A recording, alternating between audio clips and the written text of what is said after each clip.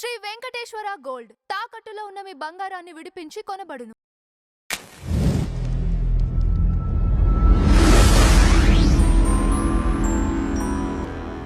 అసలు కృష్ణుడు అంటే ఎవరు? కృష్ణతత్వం అంటే ఏంటి? కృష్ణతత్వాన్ని తెలుసుకోవచ్చు. అది చెప్తాను. అది కాకపోతే ఏంటంటే పోయినసారి కొంచెం ఒక చిన్న గ్యాప్ అనేటువంటిది ఇవ్వటం జరిగింది ఒకటి. హ్మ్. అంటే కొంతమందికి కొంచెం వీడియో చూసేసి ఏదో కామెంట్స్ పెట్టేసిన వాళ్ళు ఉన్నారు. అసలు సైన్స్ లేదన్నారు మీరు అని చెప్పేసి అన్నవాళ్ళు కూడా ఉన్నారు. హ్మ్. వాళ్ళ కోసం ఒక చిన్న మాట ఒకటి చెప్తాను. తప్పకుండా. అంటే సైన్స్ అనేటువంటిది ఏంటంటే వెళ్ళేటువంటి అప్రోచ్మెంట్ని బట్టి ఉంటుంది. సనాతన ధర్మం యొక్క అప్రోచ్మెంట్ వేరే, ఇప్పుడు ఉన్నటువంటి ఆధునిక సైన్స్ అనుకుంటున్నటువంటి వాళ్ళ అప్రోచ్మెంట్ వేరే. వాళ్ళకు ఒక అంటే సనాతన ధర్మ అప్రోచ్మెంట్ ఎంత గొప్పదనేటువంటిదని ఒక చిన్న ఎగ్జాంపుల్లో చెప్తానండి. అది ఇప్పుడు భూమి మీద నుంచి ఒక రాకెట్ వేసుకొని వెళ్ళారు వీళ్ళు. అలాగ వాళ్ళు ఎన్ని లక్షల కోట్ల కిలోమీటర్లు కోట్ల సంవత్సరాలు వెళ్ళినా ఆ యాంగిల్లో అలా వెళ్తూ ఉంటారు అంతే. అక్కడ కొన్ని గ్యాలక్సీలు నక్షత్రాలు ఇవి చూస్తుంటారు అంతే. హ్మ్. కానీ దాన్ని జస్ట్ కొంచెం ఇలా యాంగిల్ మారిస్తే ఇటువైపు వెళ్ళిపోతారు. మరి ఇక్కడ కనిపించిన ఇక్కడ కనిపించవు. మరి అలాగే భూమి చుట్టూరుతో అంటే మన విశ్వంలో ఉన్నటువంటి దాన్ని తెలుసుకోవాలి అని అంటే అసాధ్యం. ప్రజెంట్ వీళ్ళు వెళ్తున్నది అదే. అంటే వీళ్ళు స్టడీ చేస్తున్నారు. అంటే స్టడీ చేస్తున్న వాడిని నేను మొత్తం తెలుసుకున్నానని చెప్పేసి అలా అంటాడు. హ్మ్. దిస్ ఈజ్ ఓన్లీ రీసెర్చ్ అనేటువంటి చేస్తున్నారు తప్పితే సైన్స్ అంటే ఏంటో తెలుసుకోవటానికి రీసెర్చ్ చేస్తున్నారు తప్పితే వాస్తవం తెలియదు. అందుకనే వీళ్ళు తెలుసో తెలియక ఒక స్టేట్మెంట్ ఇచ్చారు, మొన్న కూడా చెప్పాను. సైన్స్లో ఫాదర్ అనేవాడు ఉంటాడు కానీ మాస్టర్ అనేవాడు ఉండడు అనేటువంటిది వీళ్ళు చేతులు ఎత్తేసారు. చూడండి వాళ్ళ యొక్క ఫ్లా అనేటువంటిది మేము ఇంతేరా అనేటువంటిది వాళ్ళు చెప్పుకున్నారు. కానీ సనాతన ధర్మం అది కాదమ్మా, అది ఒప్పుకోదు ఆ మాటని. మాస్టర్ ఉన్నాడు అంటుంది. హ్మ్. సనాతన ధర్మం యొక్క ఇది ఎలా ఉంటుందంటే ఇదే భూమికి అలాగా సెంటర్కి వెళ్ళిపోయేసేసి నేను చెప్పాను ఒక సర్కిల్ గీసి అమ్మా ఇదిగో సెంటర్ అని ఇలా అన్నాను అనుకో, మీరేం చేస్తారు? సార్ అది కాదండి అని పెన్నుతో టిక్ పెడతారు మీరు సెంటర్ అని. ఇంకొకళ్ళు వస్తారు, అబ్బాయి ఇది కూడా కాదండి అని మ్యాగ్నిఫైయింగ్ గ్లాస్ భూతద్దంతో చూస్తే మళ్ళీ పెద్దగా కనిపిస్తుంది, దానికి టిక్ పెడతారు. అది దానికి సెంటర్ పెడతారు. ఇంకొకళ్ళు వచ్చేసి మైక్రోస్కోప్ తోటి చూసి ఇంకా పెద్దగా కనిపిస్తుంది, దానికి సెంటర్ పెడతారు. ఇంకొకటి వస్తాడు ఎలక్ట్రానిక్ మైక్రోస్కోప్ తీసుకొచ్చి పెట్టి దానికి సెంటర్ పెడతాడు. ఇది అనంతం, ఇది పెట్టలేరు ఎవరికి కూడా. దీన్ని సూక్ష్మం అంటారు. ఈ సూక్ష్మం అనేటువంటిది అనంతమైనటువంటిది. ఈ బిందువు నుంచి ఇంత విశ్వాన్ని కూడాను తెలుసుకోవచ్చు. అంటే ఎవడైతే ఈ బిందువు తెలుసుకుంటాడో వాడు ఇవన్నీ చేయనక్కర్లా, వాడి సమస్తం తెలుస్తుంది. అందుకనే సనాతన ధర్మంలో అంటారు, ఇంకా ఏ ధర్మంలో ఎక్కడా కూడా చెప్పరమ్మ ఒక మాట, ఓకే. జ్ఞాన సూక్ష్మాలు అంటారు. అంటే గురువు గారు జ్ఞాన సూక్ష్మాన్ని ఇస్తారు. అంటే జ్ఞానాన్ని సూక్ష్మంగా ఇస్తారు. నేను అదే చెప్పింది, మనది ఎప్పుడు కూడా చాలా ట్విస్టెడ్గా ఉంటుంది అనేటువంటిది. అది హ్మ్. సూక్ష్మాన్ని ఇస్తారు. ఇది అనంతమైనటువంటిది. జ్ఞానము అనంతమైనటువంటిది. ఎందుకంటే జ్ఞాన సూక్ష్మం అనేటువంటి అంత అనంతమైనటువంటిది కాబట్టి జ్ఞానం అనంతమైనటువంటిది. ఆ అనంతానికి ఎండింగ్ ఉన్నదా అంటే దట్ ఈస్ ఉంది అనేటువంటిది చెప్తారు. చూడండి అది. అంటే మీరు ఎప్పుడైనా చూసారా సరే ఈ చెప్తాను. జ్ఞానాన్ని? చూశానమ్మా, ఆ, చూశాను. అంటే మిస్యూజ్ చేసుకున్న వాళ్ళు అమ్మో ఉంటారు చాలా కదా. మంది అమ్మా. అది అందుకనే ఇది అందరికీ ఇచ్చేవారు కదమ్మా. అది ఇది అందరికీ కూడా ఇచ్చేటువంటి వారు కాదు. ఈ జ్ఞానం అనేటువంటి దానికి అంతం ఉంది. అంటే ఆ సూక్ష్మానికి అంతం ఉందని వీళ్ళని చెప్పమన్నాడమ్మా. ఉన్నారా? వీళ్ళల్లో ఎవరైనా తెలుసుకున్న వాళ్ళు ఉన్నారా? వాళ్ళ గ్రంథాల్లో ఉన్నాయా? మరి ఇది ఎక్కడ ఉన్నదా అంటే మన దగ్గర ఉందమ్మా. దట్ ఈస్ ఆ జ్ఞాన సూక్ష్మాన్ని తెలిసిన వాడు మాస్టర్. హ్మ్. మన వాళ్ళు ఉన్నారు, మాకు మాస్టర్ ఉన్నాడు, మీకు లేరు మాస్టర్. చెప్పండి, వాళ్ళ ధైర్యం వాళ్ళు చెప్పలేరు. అందుకనే అన్నానమాట, వాళ్ళకి అసలు సైన్స్ తెలియదు అనేటువంటిది. హ్మ్. ఏంటి మాస్టర్? చూడడమ్మా, ప్రతిదీ కూడా చాలా పర్ఫెక్ట్గా ఉంటుందన్నమాట. అది మనం చెప్తారు, గురు బ్రహ్మ గురుర్ విష్ణు గురుర్దేవో మహేశ్వర గురు సాక్షాత్ పరబ్రహ్మ తస్మై శ్రీ గురవే నమః అంటారు. హ్మ్. అంటే మా గురువు సాక్షాత్తు పరమాత్మతో సమానం.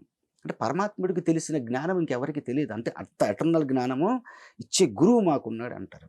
అంతేకాదు, అఖండ మండలాకారం వ్యాప్తం ఏన చరాచరం తత్ పదం దర్శితం ఏనాం తస్మై శ్రీ గురవే నమః. ఎంత గొప్పదమ్మా చెప్పండి. మరి ఈ సకల జగత్తులో, ఈ చరాచర జగత్తులో వ్యాపించి ఉన్నటువంటి ఆ పరమ పదాన్ని చూపించగలిగేవాడు నా గురువు అంటాడు. అంటే పరమాత్మునే చూపించగలిగినప్పుడు హ్మ్. ఏ సైన్స్ని చూపించడమ్మా. చూడండి, ఇప్పుడు వాళ్ళు వెళ్ళేటువంటి ఎడ్యుకేషన్ సిస్టమ్కి ఎవడో ఒక సైంటిస్ట్ బుక్ రాస్తాడు, దాన్ని వీడు రిఫర్ చేస్తాడు, దీన్ని తెలుసుకుంటారు. మనుషులు రాసినటువంటి దీన్ని వెళ్తున్నారు కాబట్టి ఈ రోజున ఇంత చండాలం చేస్తున్నారు. గాలిని పాడు చేస్తున్నారు, నేలని పాడు చేస్తున్నారు, నీళ్ళని పాడు చేస్తున్నారు, చివరికి అంతరిక్షాన్ని కూడా పాడు చేసి పడేసేసారు. అవును. చూడమ్మా, అందుకనే వాళ్ళది సైన్స్ కాదు అని చెప్పేసిస్తున్నాను. అంటే ఇక్కడ సూక్ష్మంలోకి వెళ్తారు వీళ్ళు, ప్రతిదీ సూక్ష్మంగా ఆలోచిస్తారు. అంత ఇప్పుడు ఒక టెక్నాలజీ కనిపెట్టారు, వాళ్ళు మార్కెట్లోకి రావాలి అని అంటే దాంట్లో ఎంత సూక్ష్మంగానో ఆలోచించి దీనివల్ల ఏదైనా ప్రమాదం ఉన్నది అని అంటే దాన్ని అసలు ఎటువంటి పరిస్థితులు బయటికి రానివ్వరు. కానీ వీళ్ళు అట్లా కాదమ్మా, ఏదైతే అది అయిపోయిందిలే. ప్రాబ్లం ఎక్కడ వచ్చిందంటేనమ్మా, ఇక్కడ వీళ్ళు ఎక్కడి నుంచి వచ్చారంటే ఈ టెక్నాలజీ అనేటువంటిది సృష్టి వేరే సృష్టికర్త వేరే అన్నారు. సృష్టికర్త దేవుడు, సృష్టి ఏవైనా చేసుకోవచ్చు, మనం వాడుకునేటువంటి విధంగా దాన్ని చీల్చవచ్చు, చెండాడచ్చు.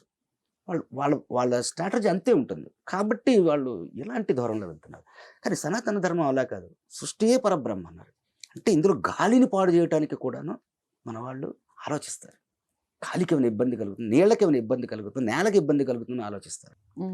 అంటే ఇది సనాతన ధర్మం. అంటే వీళ్ళు ఎంతో లోతుకు వెళ్ళి దీనివల్ల పర్యవసానం ఏముంటుందో అని ఆలోచించి ఇది అవసరమైతే ఎవరికి ఇవ్వాలో వాళ్ళకి ఇస్తారు. ఇప్పుడు వైమానిక శాస్త్రం అనేటువంటిది ఉంది, 100% కరెక్ట్, క్లియర్. ఈ పెచ్చదలకు తెలియదు. నేను భరద్వాజ మహాముని వెళ్ళిపోయేసేసి పాదరసంతో మెర్క్యూరీ తోటి ఏదో ఎనర్జీ జనరేట్ చేశాడు అని చెప్పేసి అంటే నాసా వాళ్ళు గిలగిలగిల కొట్టుకున్నారు దాని మీద చాలా రకాల ప్రయోగాలు చేశారు. దాని నుంచి వేపర్ తీశారు, లేదు ఇది హజార్డియస్ అన్నారు. మన ఇండియాకి వచ్చి సాంస్క్రిట్ యూనివర్సిటీలకు వెళ్ళి ఇదేదో రాసింది మీరు ఇంకా మాకు ఎక్స్ప్లెయిన్ చేస్తారా, ఎందుకంటే కాంప్లెక్స్గా ఉంటుంది అది. అతను క్లియర్గా చెప్పాడు, అది రియల్. అదే నా రీసెర్చ్లో ముఖ్య భాగం అన్నమాట. ఈరోజు నేను ఏదైతే శివశక్తి అన్నానో ఈరోజు తయారు చేస్తున్నటువంటిది అదే, ప్రజెంట్ అదే ప్రోటోటైప్లో ఉంది. కాకపోతే మెర్క్యూరీ తోటి చేయాలంటే ఆ ప్రాజెక్ట్ ₹1,00,00,000 అయిపోతుంది ఫస్ట్. ఎందుకంటే నాకు 10 లీటర్ల మెర్క్యూరీ కావాలి, అరౌండ్ 1 crore ఉంటుంది. అది 130 కేజీలు వస్తుంది 10 లీటర్లు అంటే. సో మెర్క్యూరీ తోటి ఎందుకు చేశాడు, వాటర్తో కూడా చేయొచ్చు దాన్ని. కాకపోతే మెర్క్యూరీ తోటి చేస్తే ఇంత డిజైన్ వస్తే, వాటర్ తోటి చేస్తే బిల్డింగ్ అంత డిజైన్ వచ్చింది అంతే, డెన్సిటీ ఎక్కువ కాబట్టి. సో అది ఏం చేశాడో వీళ్ళకి ఇప్పటికీ తెలియదమ్మా, ఇప్పటికీ తెలియదు. అంటే వాళ్ళ వల్ల కాదు తెలుసుకోవటం. వైమానిక శాస్త్రంలో భరద్వాజుడు ఏ విధంగా ప్రొపెల్లర్స్ని టర్బైన్స్ రన్ చేస్తున్నాడో, ఎలా జనరేట్ చేస్తున్నాడో, ఎలా ప్రొపెల్లర్స్ రన్ అని అంటే వీళ్ళ జీవితంలో వీళ్ళు అర్థం చేసుకోలేరు. అందుకే అంటుంది నేను, వీళ్ళు ఇలా వెళ్తున్నారు, మనం లోతుకి వెళ్తాం. ఆ సూక్ష్మాన్ని అర్థం చేసుకోవాలంటే చచ్చినట్టు వాడు సనాతన ధర్మంలోకి రావాల్సింది. ఇక మీరు కృష్ణుడి గురించి అడిగారు. అంటే కృష్ణుడి గురించి నాకంటే తెలిసినటువంటి వారు గొప్ప గొప్పవాడు ఆధ్యాత్మికంగా. అయితే కృష్ణుడిని నేను అబ్జర్వ్ చేసినటువంటి, మీరు సైంటిఫిక్ గా వెళ్తున్నారు అంటే అసలు ఆయన పేరులోనే ఉంది కృష్ణము అంటారు. కృష్ణము అంటే నలుపు, ఆయన పేరు కృష్ణుడు, ఆయన ఉండే కలర్ బ్లాక్, ఆయనే బ్రహ్మాండం అన్నారు. ఇక్కడ ఒక చిన్న విషయం సార్, కానీ మనం చూపించిన ప్రతిసారి నీలం రంగులో చూపిస్తారు కదా. నీలమేఘశ్యాముడు విష్ణుమూర్తి, విష్ణుమూర్తి రాముడు. అంటే విష్ణుమూర్తిని ఆకాశము రంగులో పోలుస్తారు బేసిక్. కృష్ణుడు అలా కాదమ్మా, కృష్ణుడిని అర్థం చేసుకోవటం ఏదమ్మా, కృష్ణుడు అంటే బ్రహ్మాండం. ఆయన ఏ రంగులో సృష్టి ఎలా ఉంటుందమ్మా, నలుపుగానే ఉంటుంది. బ్రహ్మాండం అంతా నలుపుగానే ఉంటుంది, అందుకని కృష్ణుడు నల్లగా ఉన్నాడు అన్నారు. కృష్ణుడు ఈ విశ్వంలో ఆయన మించినటువంటి సౌందర్యం ఎవ్వరికీ లేదంటారు. నల్లగా ఉంటాడు కదండి, సౌందర్యం ఏంటండి అంటారు.